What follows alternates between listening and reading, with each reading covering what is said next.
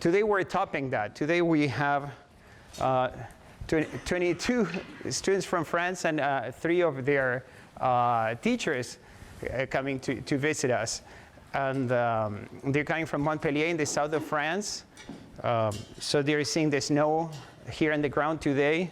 And they are thinking all the sunny skies that they left behind in France. But they're going to be back there not too long from now, right? So it's a long collaboration we had for long. They have an amazing welding lab too. One of their students finished his PhD and was a postdoctoral researcher with us for a year with amazing results. So if anything, for you, the guys in our class, you're in a good place. Now, for now, the vast majority of our visiting students, I want to welcome you very much. The class I'm going to teach today is part of the curriculum, so I'm going to teach. Sorry, we lost ourselves. All right. So,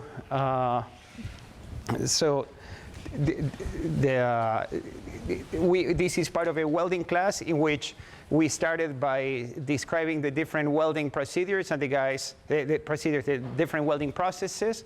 And in the first exam, the guys had to say TIG, this is TIG, this is MIG, this is what you would call position A, position B, position C, things like those, right? The second exam that was last night, they needed to know how to calculate from first principles what the wire feed is, or what the current is if you have what the wire feed is if you have a given current, right? For the case of MIG, and they needed to understand metallurgy too, and a few other things. Now, today, what we want to talk, the class at the beginning was just describing some facts, and then we start to get a little bit more serious metallurgy, and then we start to get quantitative. We discussed voltages in the arc, and that is super important because the voltage in the arc, if you remember, there's some voltage associated with the cathode, some with the arc column, some with the anode, and you did that last night in the exam, right? And then we put that together and we realized this voltage times current is power, and that's the power that melts the wire. So what I want to talk today is, now that we know how we melt the wire, and that's what you calculated last night, is how does the amount of wire you melt relate to the amount of metal you put on the weld? So I want to talk a little bit about mass conservation. That is a very simple thing, and then that involves efficiencies, thermal efficiencies, mass efficiencies, in which we will get in a second set of slides. To give you an idea, in this province, and from what I hear from our friends in France too, when you are developing a welding procedure, you decide the travel speed based on whatever is going to fill the weld, and you do it by trial and error. My hope is that you're going to be so much better than that, that you're going to say, well, if I have this current, I'm going to have this wire feed speed, and if I have this joint preparation, I should move at this other travel speed to get the weld I want, right? And not only that is good to move forward, but also is good for troubleshooting when something is not going the way you expected. So this is another quantitative tool for you. So mass balancing welding. So we're going to talk about 2 mass balances. One is an instant mass balance. This, as you're welding in that second, how mass is being balanced. And then another that is an overall mass balance accounting for all stops that you might have. So this is the kilograms per second of electrodes, right? This is how much goes in your deposit, right? This is, so the kilograms per second or pounds an hour, as we have calculated, are how much you're melting of your electrode. That's what you calculated last night, how much you melt of your electrode. But not everything that you melt in the electrode goes into the weld, right? And the reason is we have a spatter, right? So this is this efficiency here. Now, in cases like flux core, right? Not only you have spatter, but also you have fluxes. The flux is not part of your weld. It should not be, because if you have flux in your weld, it means you probably have an inclusion and low toughness, right? So this, what goes in the weld is an efficiency times what you have from the electrode. What you have from the electrode was this linear mass of kilograms per meter of electrode, which you calculated last night too. And here I put V, but it should have been a U. We're still in the process of getting the notation right. This is the wire feed speed, right? This is the wire feed speed. And this linear mass is tabulated. You're going to find in most commercial products tell you so many kilograms per meter or pounds per foot, right? So now, for the case of a solid wire, and this is something you did last night, this linear mass is easy because it's the cross-sectional area of the wire times the density. So you can make a good calculation of how much wire you're melting, right? So far, you did this last night, no problem. We brought up this concept of efficiency here. So if now we look overall, so not at this 1 second what's happening, but during a whole day. So during a whole day, now we have like an average mass, and it's lower than the mass so if I'm burning so many pounds an hour, you cannot multiply by 8 hours because the welder needs to stop and go to the bathroom, or needs to stop and change the electrode if you're doing welding stick, or might need to stop and grind. We do all those things, and I have some numbers to share with you for that. So this is what relates the deposition rate instantaneous at this moment with the one you're going to have at the end of the day is called the operating factor. Right? And this number, which I'm going to give you some examples, is a number that depends very much from shop to shop. And it's extremely difficult to get. So even if you go to a shop, very often you can ask them, what's your operating factor? Probably they will not know, because you need to be timing the operators, right? So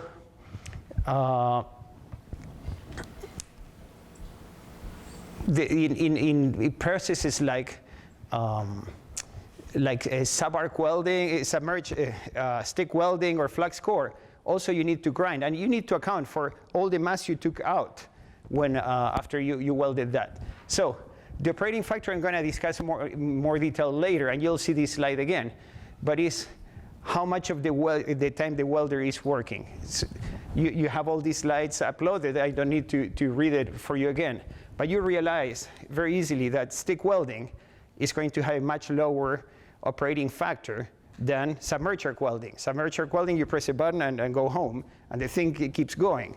Stick welding, you burn a rod, you need to stop, grind, get another rod, right? And this is very important to know. In our province, we use mostly stick, not very productive. All right, so I want to relate now what is the relationship with the cross-section of a deposit.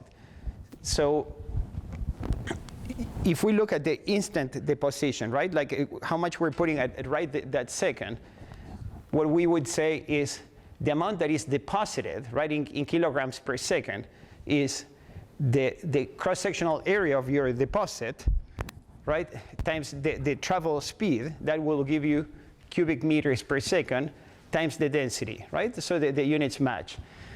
And so if you put this together with this previous calculation, we said that, all right, the amount of mass that goes into our weld is the amount of mass that came out from the electrode times the efficiency of the electrode that we have tabulated.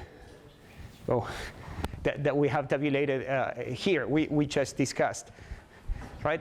So if we put all these things together, how much of the electrode ends up in the weld, and how much I'm moving with my cross-section of a weld, and I'm leaving behind a trail of a weld bead, I can relate the cross-section of my deposit, right, with the linear mass of the electrode, with the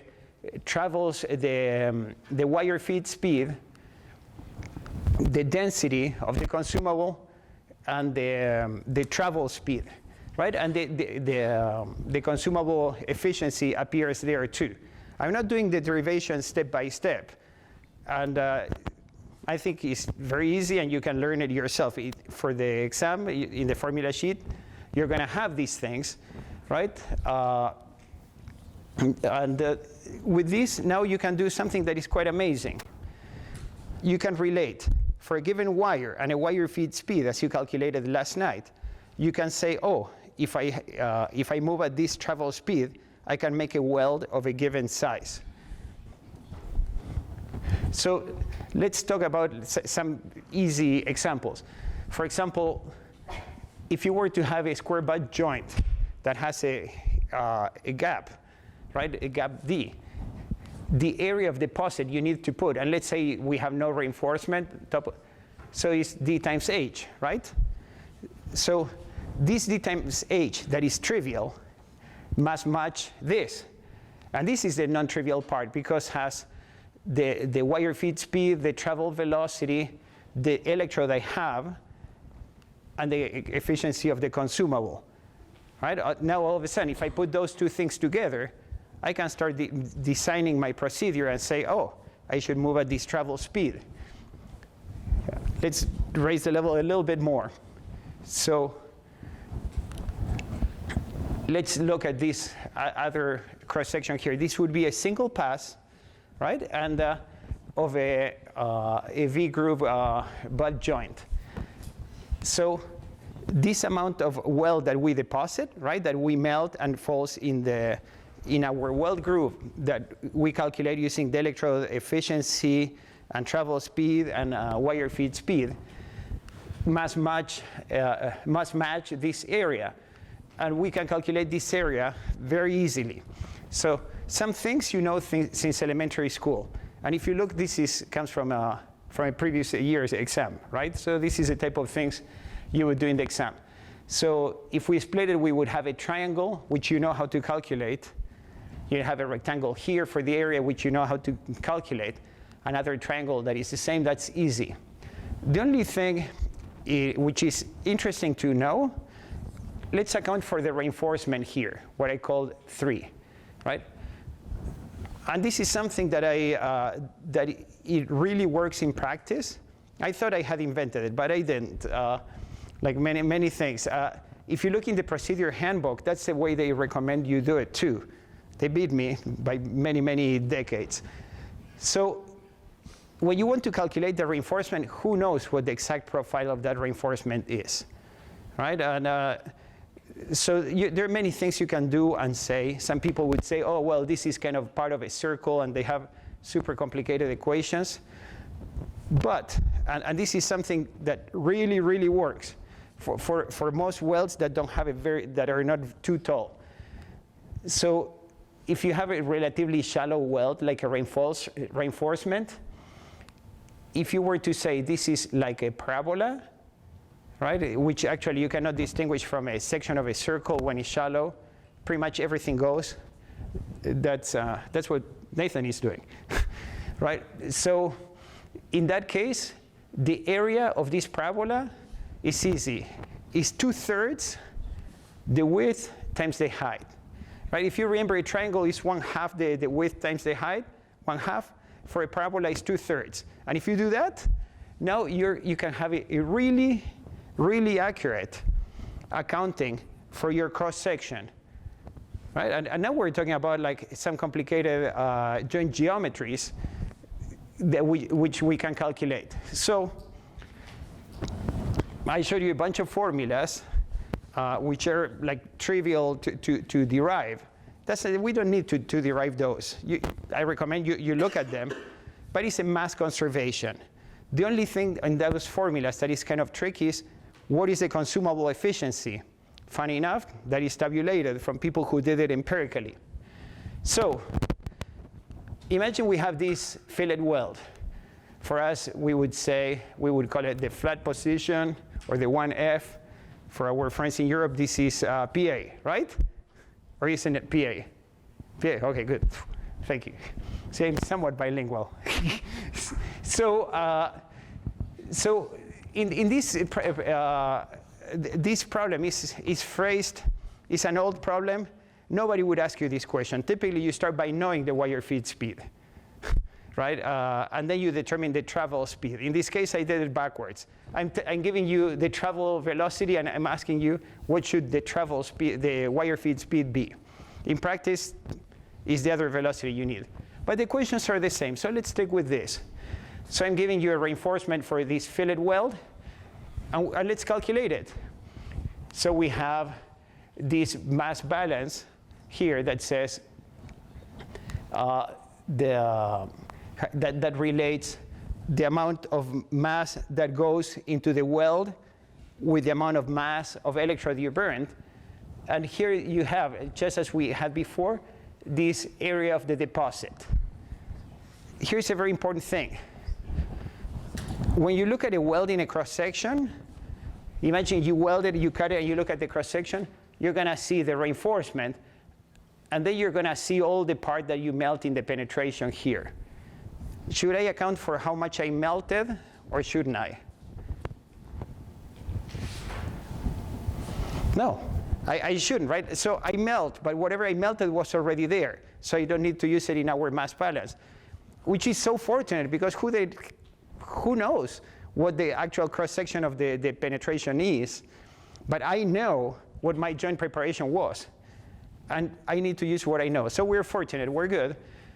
So we need to calculate this. Here we have a triangle, right? 3 millimeters, right? 3 by 3, 1/2 of that.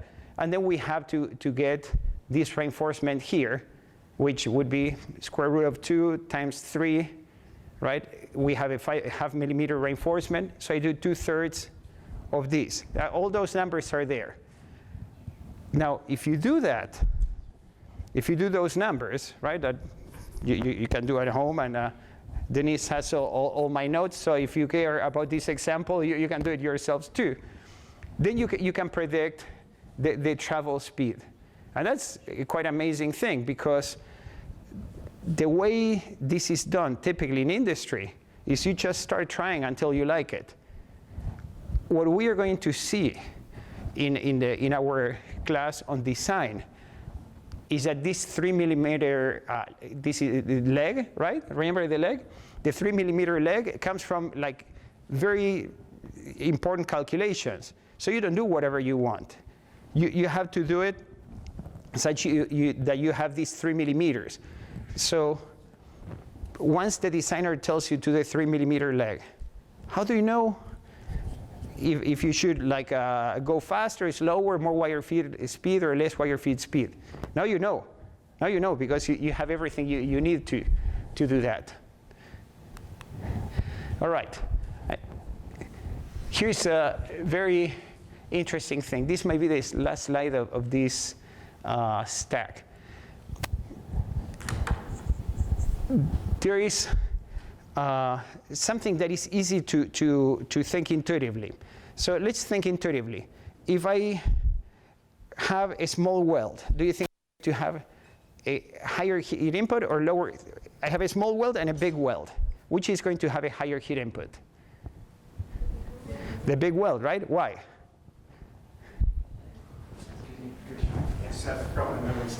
Right. Sure.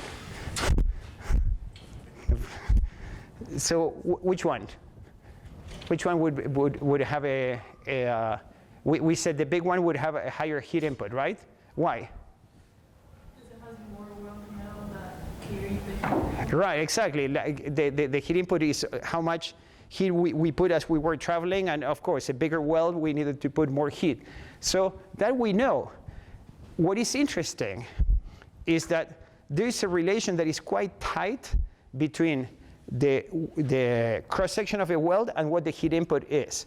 And this is a quite amazing thing. So this equation we have here is an equation you knew from last night's exam, the equation that relates the wire feed speed to the current, right? If you remember, there was an I square at some point, but I factored it out. So I have this. And if you remember, we said that the deposition rate, right? The deposition rate was more or less 2.7 pounds per hour every 100 amps. And that is pretty good. Every time you do a problem, you see more or less that number. I don't know how much is that in kilograms, but I have to divide 2 by 2.2. But this is super interesting because that is quite consistent every time you look at a real weld. And so this formula here that relates the wire feed speed with the travel speed and the cross-sectional area of our deposit is the mass balance we have just discussed. And here appears the consumable efficiency. Okay, the really cool thing is if I combine these equations with the definition of heat input, right? I would get, this is the definition of heat input, which you used last night. If I combine these equations here, I end up with this other formula that has voltage, arc voltage, right, times the cross-sectional area of our deposit, the density of the material we deposit, for example, the density of steel, efficiency of the consumable, and this m dot I, that is the 2.7 pounds an hour every 100 amps, or whatever equivalent in metric.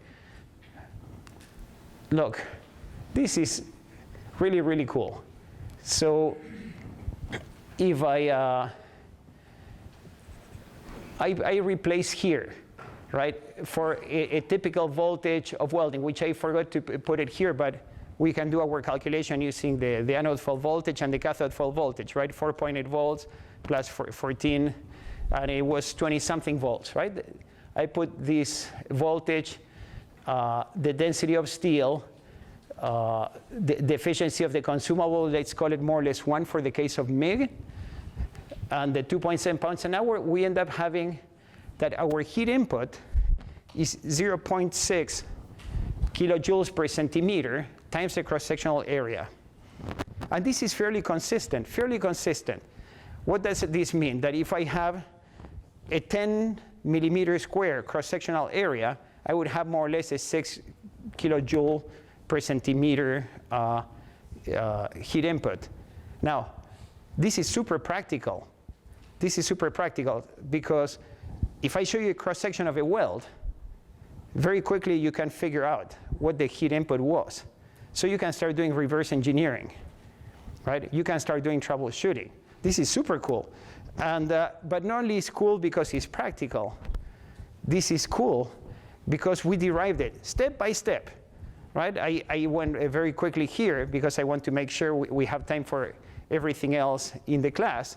We went pretty quickly, but every step here comes from things we had derived before, right? Here is the fault voltage. If you remember the anode fault voltage for the electrode, for example, that comes from the non-local thermodynamic equilibrium of the plasma. Here we have the joule heating from the stick out. Here we have the resistance of the contact tip. And this current over cross-sectional area of the wire, we said, I forgot now exactly what the number was, but it was a fairly consistent number, because if you had too much current, you would start using a thicker wire. So this was more or less a constant. Now, we got this number, but this number, of course, is not going to be always exact or always constant. Sometimes you might want to have, for example, a lower heat input with the same cross-section. This is saying heat input and cross-section are pretty much one-on-one. But yes, you can tweak it a little bit. You cannot change it very much, not very much. But yes, you can tweak it a little bit for the case of MIG. For example, something you could do is if you're using a higher electrode stick out, we have more joule heating. And if we have more joule heating, right, we are depositing more material, but without the additional heat input, right? The current would be the same, but we're depositing more material. That's a possibility. Another possibility, well, we can go to metal core. If you remember, metal core had a smaller cross-section for the current. So with the same amount of current and the same amount of heat input, we could put more mass, right? And that's one of the reasons they sell you metal core wires. right? The productivity is about 20% higher, right? You can do so many things. So what you get to see in this slide here is, one, I can give you a cross-section of a weld, and you can ballpark the heat input with which it was made. That's super interesting. And two, if you wanted to tweak this to be a little bit higher, a little bit lower, you know what to do, because you have now this understanding about the energy balances in welding, like whether you play games with a stick out, or you change the wire diameter, or you go to a metal core, right? All those things can be done. Now, in this equation in which we have voltage, right, you could say, fine, I want to lower the heat input, I lower my voltage, right? And that lowers your heat input. But here's the trick. Two things. Number one, if you lower the voltage, you might get a horrible weld, right? Because if the voltage is lower, my weld is going to be wider or narrower?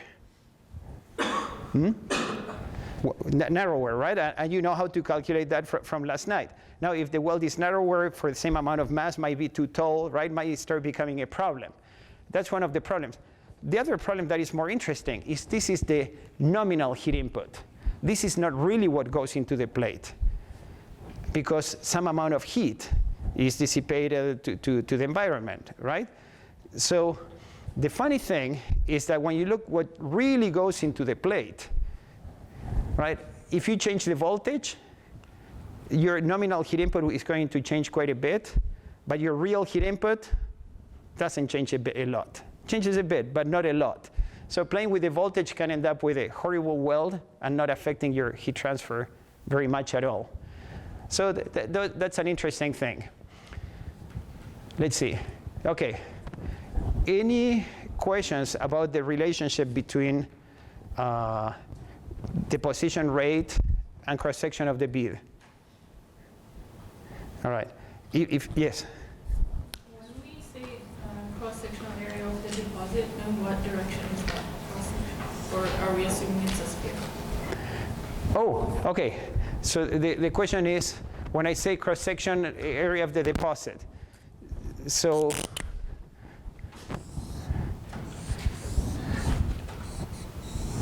let's say we have this weld here, right? Right, and we fill it up. Right, by cross-sectional area, what I mean is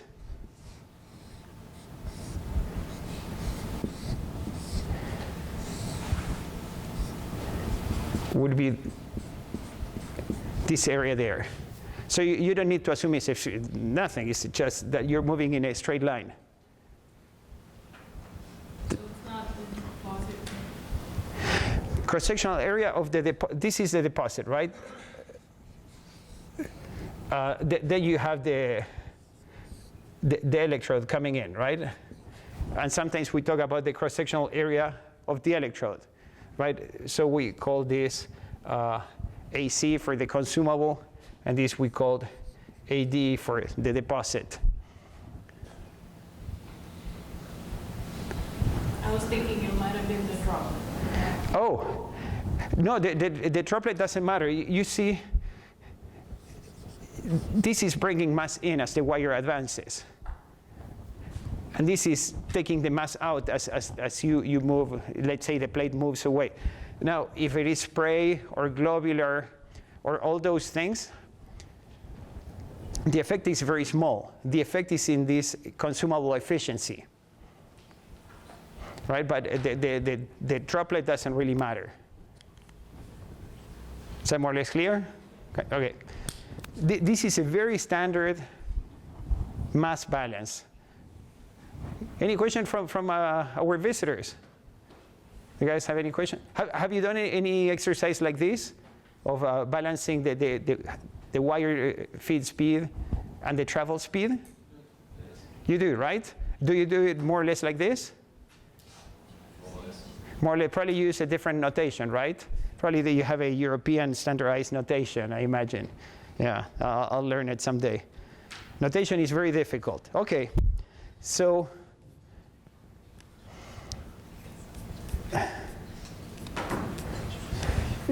let's talk about efficiencies here.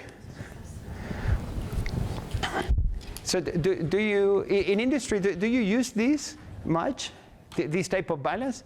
No, right? I don't know why. I think we should.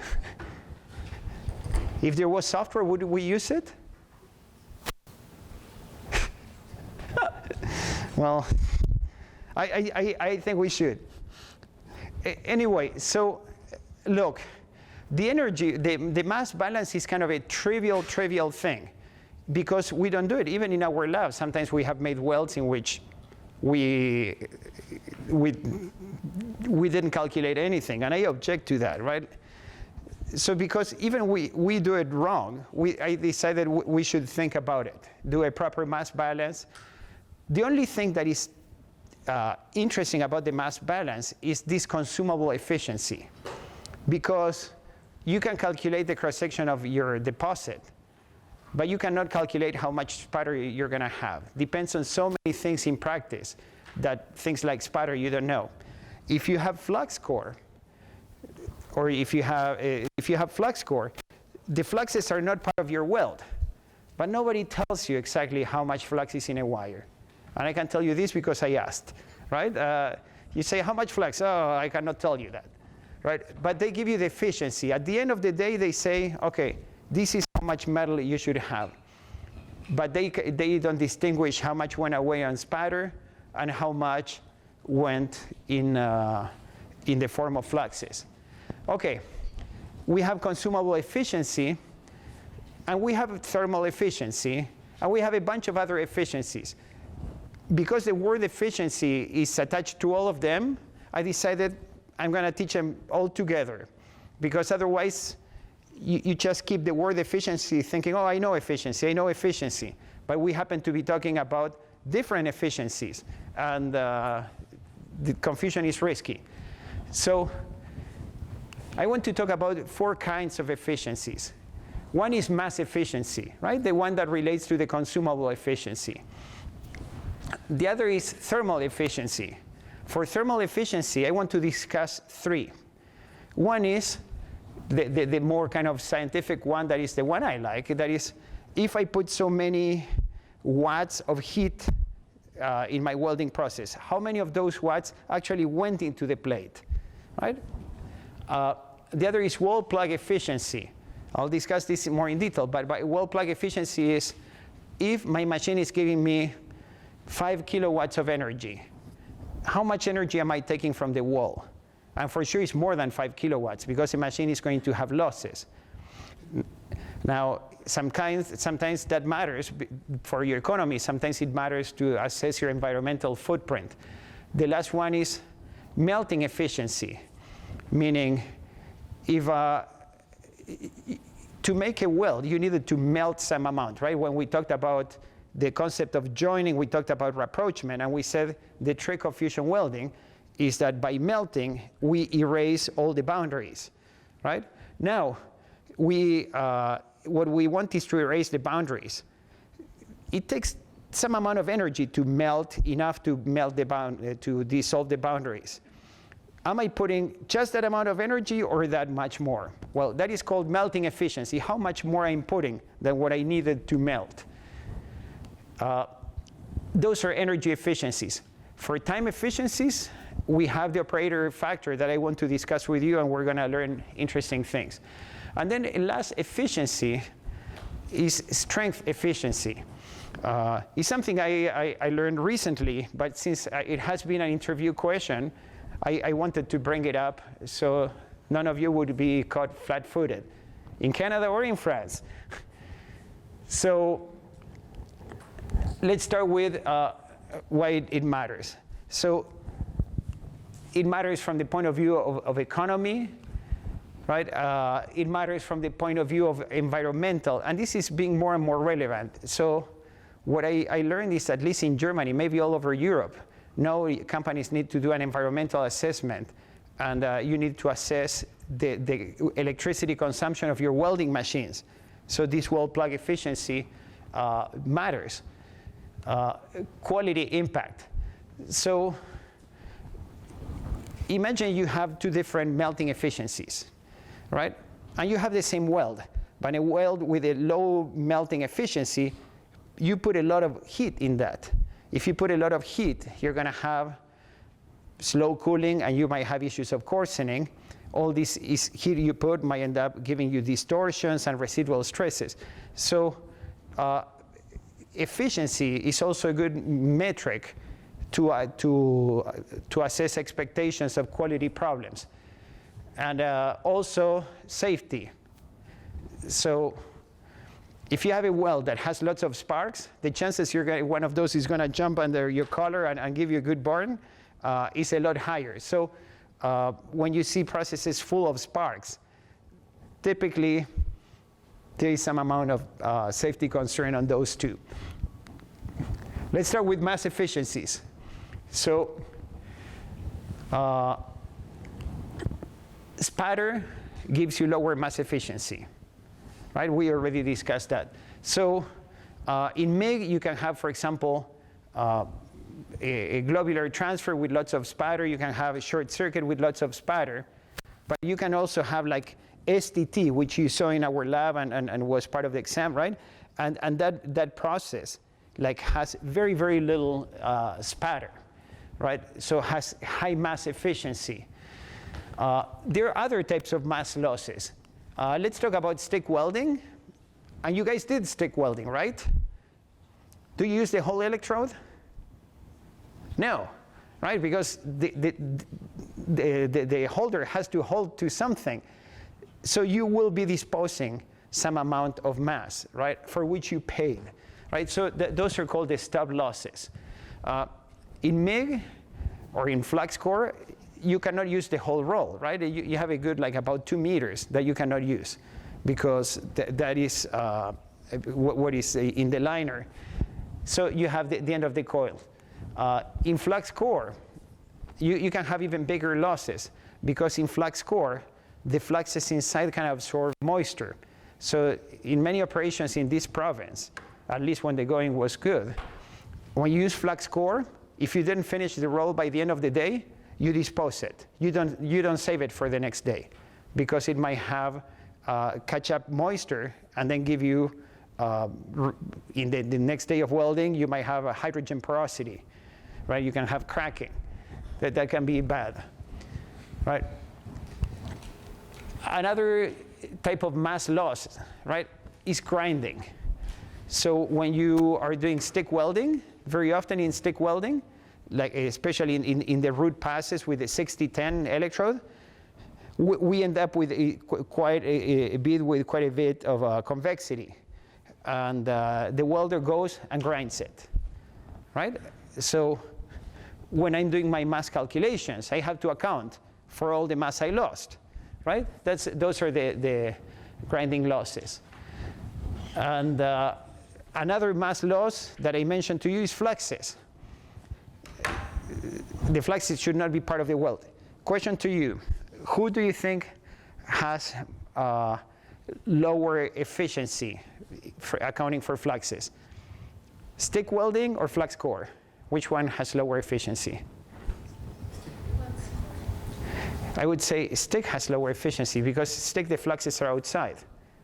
So 1 pound of stick electrode has a lot more fluxes than 1 pound of flux core, right? So when you do your calculations, and you're going to see, because I'll bring some real numbers, you're going to see that you say, I bought, 100 kilos of stick electrodes, but it's about 75% of those ends up being in the metal, right? But for flux core, that's higher. For flux core, that's higher. All right, so there are other losses, for example, evaporation, right, that can cause an imbalance of elements. Chemical exchanges with fluxes, I'm not going to worry about those because those are so small. They exist, and they can affect the chemistry, but from the point of view of mass balance and efficiency, we can forget about those. So, as I mentioned before, we have efficiencies, an overall deposition rate, and an instantaneous. So let's look at overall mass balance. So this is the amount of mass deposited. This is how much is in my weld. This MD there, this is how many kilograms went into here. Now, to calculate that, I would have efficiency of the consumable, which we discussed, times the mass of the consumable, right? When we discuss how much consumable I'm burning, right? Efficient. But in addition to that, in an overall mass balance, we need to account for the stub efficiency for the case of stick welding. In the case of MIG, we don't need to worry much about that. And the grinding efficiency. For the efficiency of the consumable, I'd like to split it in two. And it matters to split it in two. Now, the companies that make the electrodes don't want to tell you what these two parts are. But one part is, how much metal do I have? Right? If I were to have zero spatter, my efficiency in flux core is not 100%. And the reason is because of the fluxes.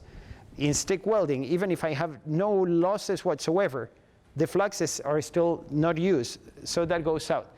And then we have this efficiency in the metal transfer. For example, in MIG, in which is pure metal, and we're happy, we have spatter. So then we're losing mass. We have an inefficiency because of this spatter. All right, so let's talk about some numbers here. So let's talk about this metal transfer efficiency, right, in MIG or submerged arc welding. MIG or submerged arc welding is we have no stub losses. We have no, let's not worry about the grinding losses. We have,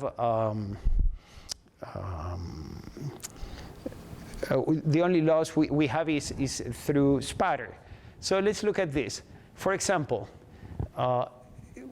if we have, in MIG, right, in short circuit with CO2, if you remember when we saw the high-speed videos and they would have the pinch force, and then we would have all the droplets that come out. When we looked at metal transfer and we saw MIG, okay, here it says 90 to 93. This comes from the Lincoln catalog, right? But on the other hand, if we have spray transfer in MIG, it would be 98%. Right, it's higher. And all this is saying, right, the companies give you this tabulated. But this number, to me, is not as important as for us to have a sense that what's going on. And what is going on is these metal transfer mechanisms we discussed since class 1, right? They have an implication that eventually is economical. So we said spray transfer is actual directed low spatter. All right, 98%. Let's say it's globular, pure CO2. CO2 is cheap, but I'm losing all this metal.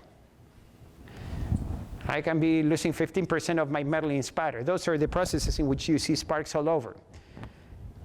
Now it depends on who you are, which one you like. For example, I heard this. I still cannot wrap my head around it, but if I want to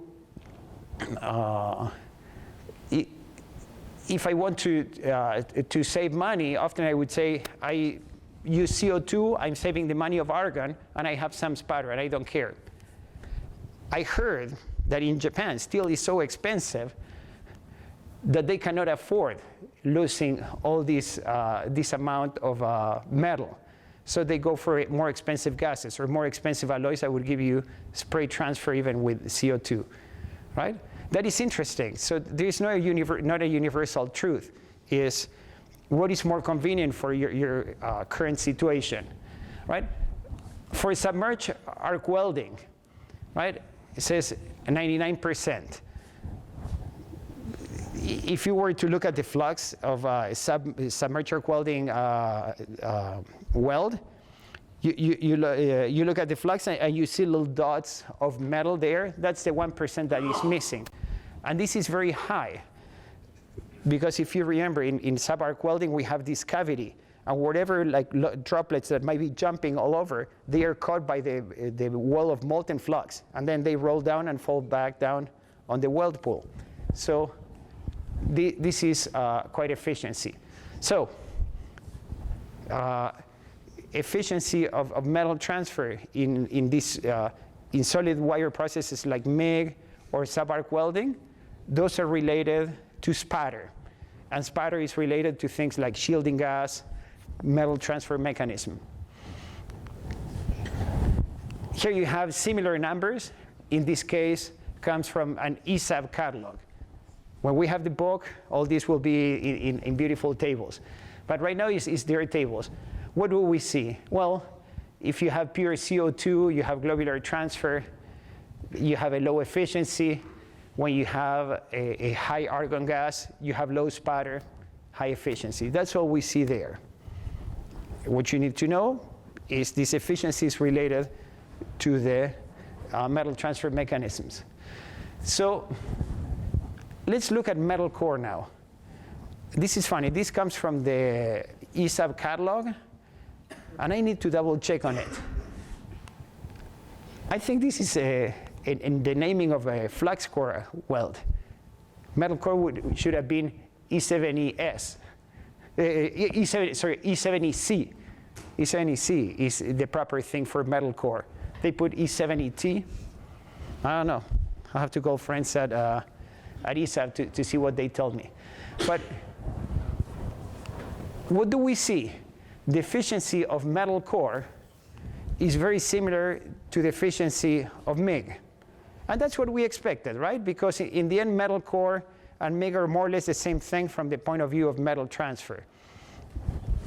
And it makes sense that we see numbers that are comparable. Why they are not exactly the same? There are two things. One is, I don't know, and second is, I'm not even sure how they measure this. It's not that you can get too accurate about it, but it's comparable. I'll show you what is not comparable. Here we have flux core. Flux core we have, how many types of, what are the types of flux core we have? And gas shielded, right? Which one has more spatter? Self-shielded, right? We saw that in a video. And I think you did self-shielded too in the lab, and you got to see. Which one should have lower efficiency then? Self-shielded, right? Sure enough, look. Here we have gas shielded, and it's lower than metal core, right? Does this mean it has more spatter than metal core? No. All this means, the companies doesn't tell you, they divide the numbers so you can know the spatter, but you know this will be lower because you have flux, and you don't use the flux. Gas shielded, and then you have self-shielded, right? And you have a lower efficiency. This is awesome. You already have the catalogs for this. And I uploaded, this is the whole booklet from ESAB on this, so you have. But what is really awesome is that you don't need the booklet now to start anticipating in your mind what's going to happen with efficiencies if you shift from one to the other. If you're in your mass balance, you should account for subtle differences, right? My hope is that you'll be so much better than just doing trial and error. You should be quite good first try. In France too, huh? So, okay. Stick welding. Stick welding is self-shielded. Why is stick welding has lower consumable efficiency than self-shielded flux core?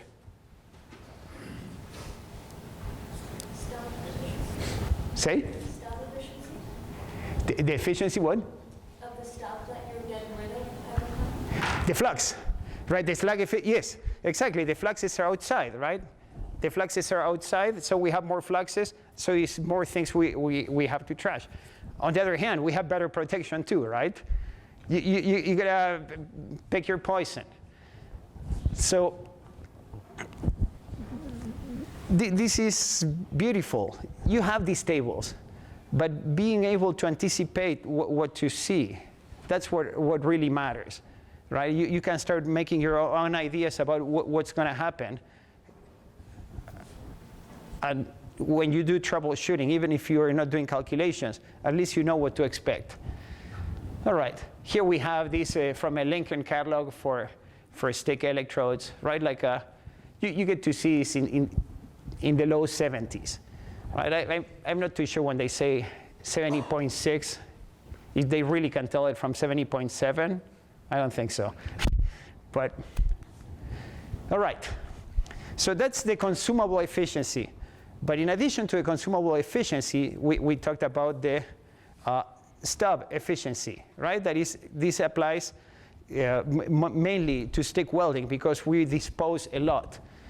So how would we account for the stub efficiency? It's very easy. Here we have the electrode, right? So we are going to use it up to, let's say, these last 2 inches. So the efficiency would be, right, these 2 inches divided the efficiency would be 12 inches over 14. Right, 12 inches over 14, the stub efficiency in this case, 85.7. If you multiply it by the deposition efficiency, that is a combination of fluxes and spatter, if you multiply by that, you get the overall stub, the overall efficiency that includes both the consumable and the stub, 64.3. Right? And you would use this 64.3 in your economic calculations or in your calculations of the cross-section. Now, in ESAB, they don't try to have formulas and everything. They just give you these tables. And they say, OK, if your electrode is 12 inches or 14 inches, right, and you have a 2-inch stub, right, for this deposition efficiency, what you should calculate. As engineers, we should never need this table, right?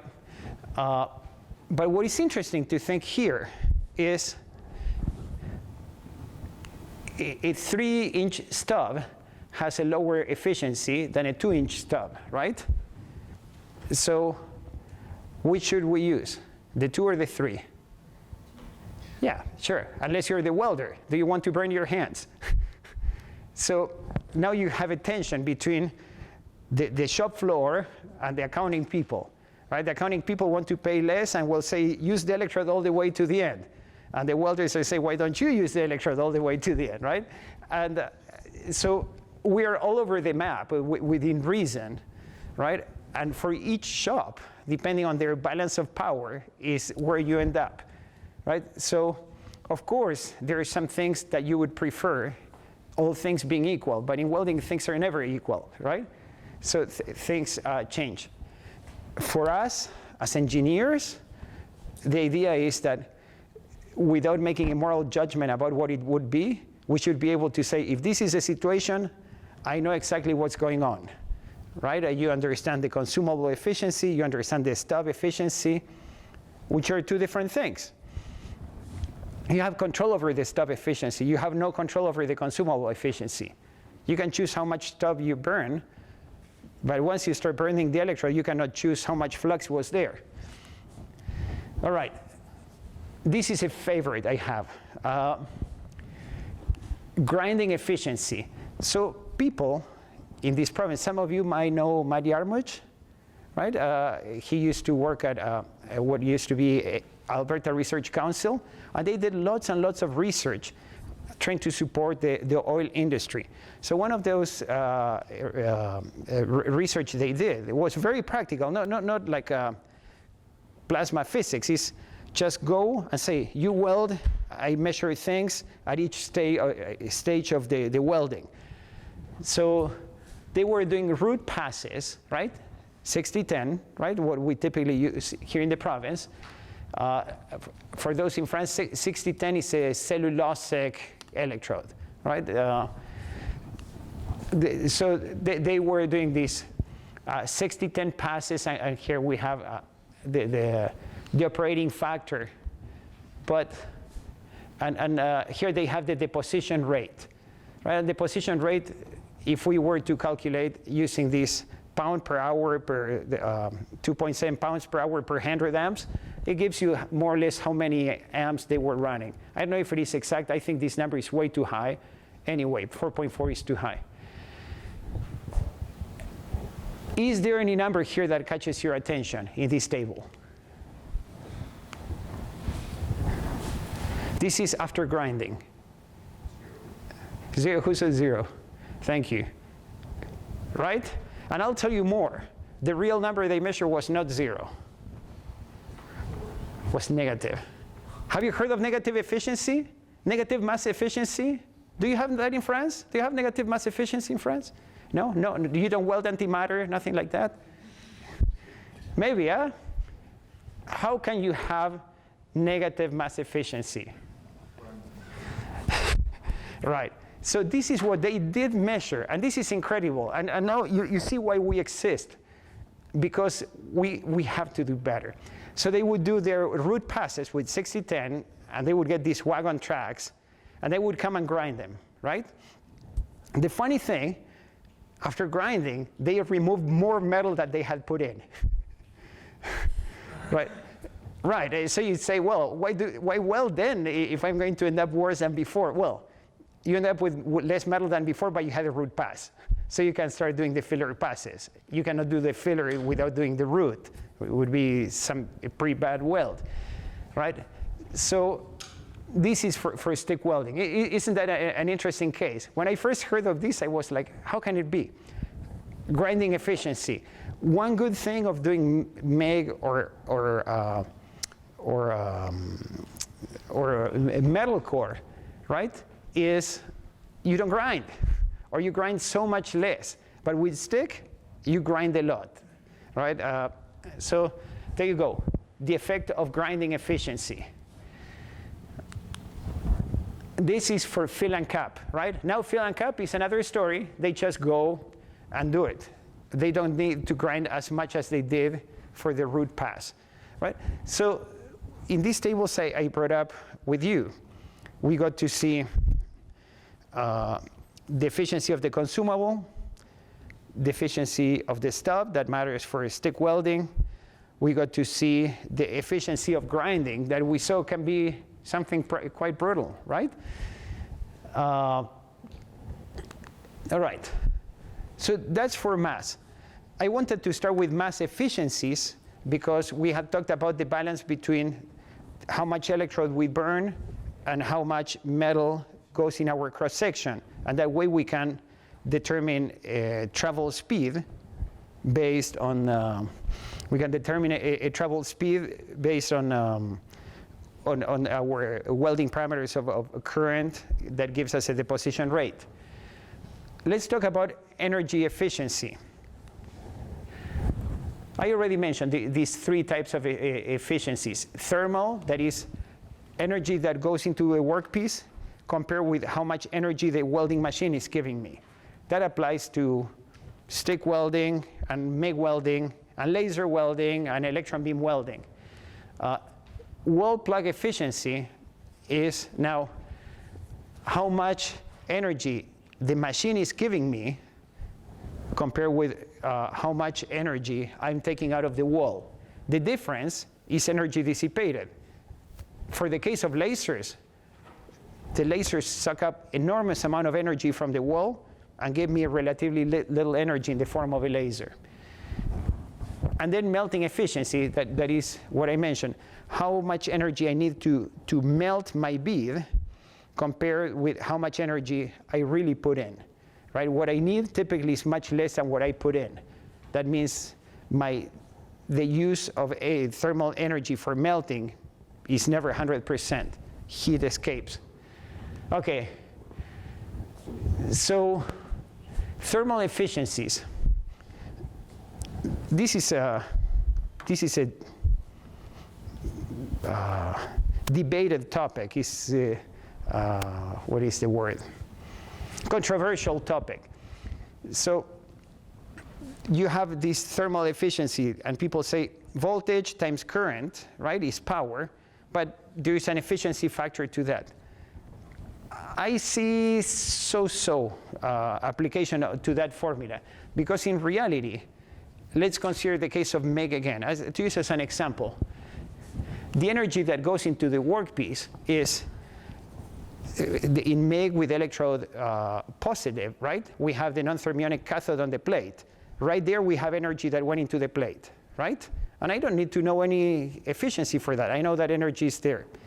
Then the droplet falls in, and the droplet had the fall energy of the anode, right? The 4.8 volts hits the droplet and falls. Same with the contact tip, is capturing the droplet. Same with the electrode extension. All that energy is going in. The arc, how much of the arc energy goes into the plate, give or take? We say a third, right? But depends on many factors. So a third is not too bad, but depends on orientation, depends on many things. So in reality, what we lose in the case of MIG is about 2/3 of the arc. But the rest we don't lose. So why should I need to have a weird tabulated thermal efficiency if I know that what I'm losing is 2/3 of the arc length, 2/3 of my arc voltage? That depends on arc length, but little on a current, right? So here is the tabulated efficiency of people who measure it. Now, in your formula sheet, if you see previous exams from previous years, we give you this too. But you see this very broad range they have for efficiencies, which means they have no idea what they're measuring, right? And I criticize them, but I don't even try to measure these, because it's very difficult to know how much energy went into the plate. You know how much energy a machine gives you, voltage times current, watts, easy. How much energy actually went into the plate? People don't really know, right? So we have all these big ranges. But just for us, and this might be an interesting exercise for you. Look, let's estimate the thermal efficiency of MIG. Let's say we have a 7 millimeter arc length, right, in MIG. Well, we have that, if you remember, the voltage of the contact tip was typically, and I'm talking about very general numbers, about 0.4 volts. That would be for 200 amps, right? But half a volt. The voltage of the stick out, we said it was more or less 2 volts, right? Because if we have too high currents, then we have bigger wires. In the end, it's kind of 2 volts. But we know how to calculate it. You did that last night. The voltage of the arc would be 7 millimeters times 0.8 volts per millimeter, right? Gives us this. Something went wrong there with that time. 7 millimeters times 0.8. So I have a calculation mistake here. Anyway, and here we have the voltage of the cathode, right, that goes into the plate, and the voltage of the anode is 4.8 volts at the droplet. So I add all these voltages that go, and here we have 1/3 of the arc energy, right, 1/3 of the arc voltage that I calculated it wrong, but let's go along with it. So we have 1/3 of the arc voltage here, divided all I used, that is same thing, except that the whole arc voltage was there, right? Voltage times current gives us power. So I don't need to write the current here. And this gives us 78%. And if the arc length was slightly different, instead of 78, it would have been like 80%. Now, if you look, MIG welding, right, it gives us that range of values, right? Here we have here to 75%, 93.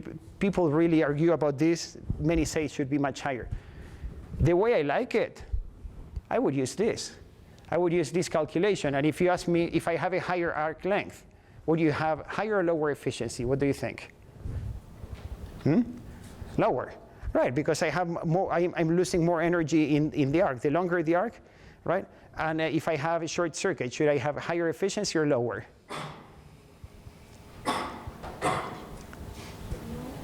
higher because the arc is very, very short in short circuit, right? And you get to see all those things. People tell you those things. I don't need these tabulations. I don't believe these tabulations, although they're going to be in your formula sheet, right? So let me show you another awesome thing. So we kind of ballpark efficiency in MIG. And we can ballpark the efficiency in TIG. For the case of TIG, right, we have the plate is cathode or an anode? It's an anode, right? In normal TIG, right? The plate is an anode, and then we have 1 volt in the electrode. And then we have, like if we were to have a 6 millimeter arc gap, a 1 volt per millimeter for TIG is more or less 6 volts. Now, I did this one right. So the anode energy goes in. Of the arc, let's say a third of the arc energy goes in, right? But what is we put in total? The energy in the cathode. Do we use it or we don't? In TIG, the energy at the electrode. We don't, right? We're not melting the electrode. That energy is why we need to cool the torch as you calculated last night, right? So that is wasted energy. So TIG has lower thermal efficiency than MIG. And if you look, here you go. Here it tells you would be like 25 to 75%. They played it safe, huh? So we said more or less 60% here. I'm not so worried about the exact number other than, again, if we increase the arc length, right? If we were to increase the arc length, the efficiency would decrease, right? But not a whole lot, right? They would decrease it a little bit. So this thing of calculating overall voltage times current and times an efficiency, I would do it in a way like this. I think it's smarter. All right, so let's look. In subarc welding, they say it's a very high efficiency. Sure, you don't waste the energy of the arc, right? You don't get to see it, right? In stick welding, right? You melt the electrode goes in. It's not all that different than MIG. Again, like let's not think that these numbers are too accurate. It's more or less comparable. It's a lot bigger than in stick. And here we have short circuit, right? In short circuit, you would have a higher efficiency because the energy losses in the arc are lower. Again, what matters here is that you can explain things. You can see them and you can explain them, at least to yourself. This is from the welding metallurgy book of Sindoku, right? And it has what we have seen, and you're going to see the numbers are not exactly the same, but the trends are the same. It gives a high efficiency for electron beam welding. Why do you think electron beam welding has a high efficiency? Vacuum, yes. And the electrons come and stay there, right? There is not a whole lot of spatter or arc, right? They don't have an arc. Laser. Why do you think laser is so low? Reflection. Now this blows my mind. Laser welding.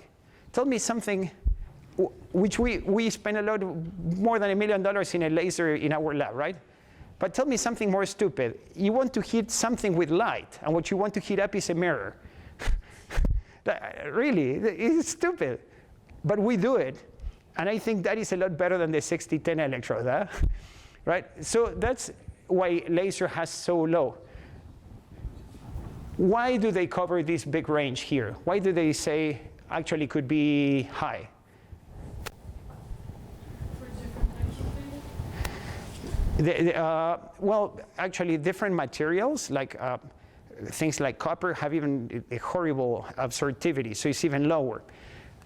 But in laser, if you remember, we have these two forms of penetration. Remember keyhole we discussed and these recirculating flows. So in this case, the laser is coming in, reflects on the melt, and the efficiency is low because we have a mirror.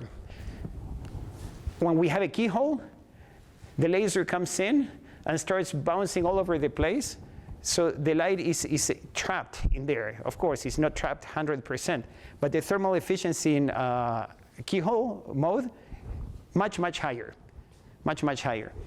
right? And that's what's happening there. For the case of electron beam welding, we did something in our lab that I think is super, super cool. When you do electron microscopy, right? Why do you see anything in electron microscopy? Why? Because you have the secondary electrons and the backscattered electrons, right? Okay. What is the difference between electron beam welding and electron microscopy? None. Yeah, sure, the power, right? You don't destroy things in microscopy. Although on occasions you do. If you have ever done polymers, you melt the polymer, right? So something we did in our lab, because we come from this field of material science, we said, if we look at the secondary electrons, right, like they do in microscopy, they carry energy, right? It's some sort of kind of a electronic spatter, right? They carry energy. So there is a guy who studied that exactly, but for microscopy. And we applied the same formulas. And then we could predict, it's called the Kanaya-Okayama formula. We applied it to this, and the guy who did this, he won the Grandjean Prize. It's an international prize in welding research given by the French delegation to the International Institute of Welding. So he did these amazing calculations of calculating the efficiency of electron beam welding when you have recirculating flows. And what do you get to see? Well, heavier metals, right, tend to have lower efficiency, and lighter metals tend to have higher efficiency. Why would that be? What do you think? Those of you in Mari. Say? Right. The heavier elements give you more backscattered electrons, right? And more backscattered electrons carry more energy away. This is super interesting. So you get to see now like how, for example, in recirculating flows in iron, you should expect something like, I don't know, 75% efficiency, thermal efficiency, your electron beam welder. Let's talk about wall plug efficiency. Efficiency of the wall plug is how much the machine gives out divided how much we sucked up from the wall from a plug like those might be there, right? So if you have an inverter type arc welding machine, according to the guys who sell it to you, but they say it's 85%, right? This is fairly good. If you have a diode laser, like the one we have in our lab, it's more or less 50% efficient. Sounds bad, but wait. If you have a fiber laser or disc lasers, those are higher lasers that have more accuracy, right? Now you have 30%. That means if you wanted 30 kilowatts, 3 kilowatts out there in your part, for the 3 kilowatts you needed to take 10 kilowatts out of the wall.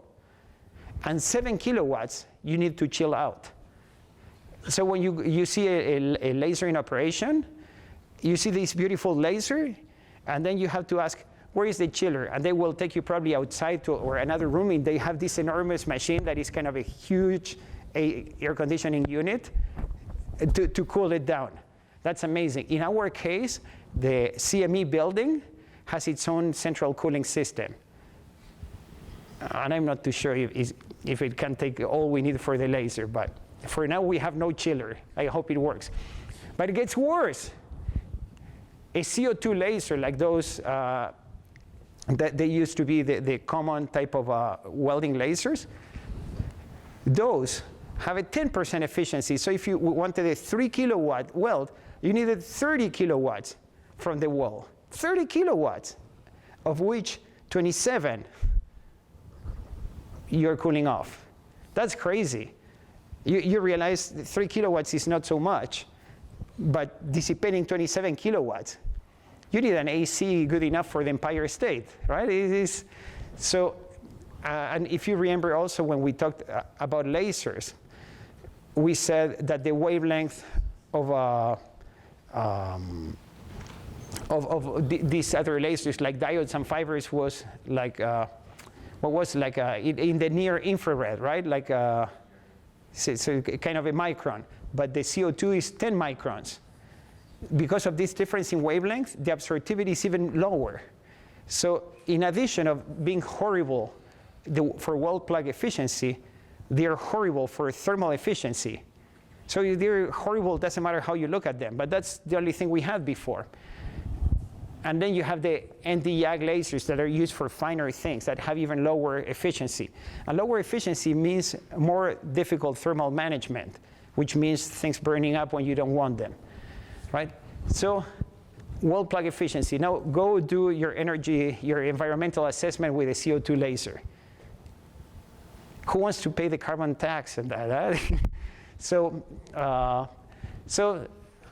this is an interesting thing to know. For us in Canada, it doesn't matter so much. In Germany, they are required to start reporting these wall plug efficiencies. I think it's going to happen to us sooner or later too. Melting efficiency. So melting efficiency is how much we needed to melt divided how much heat went in.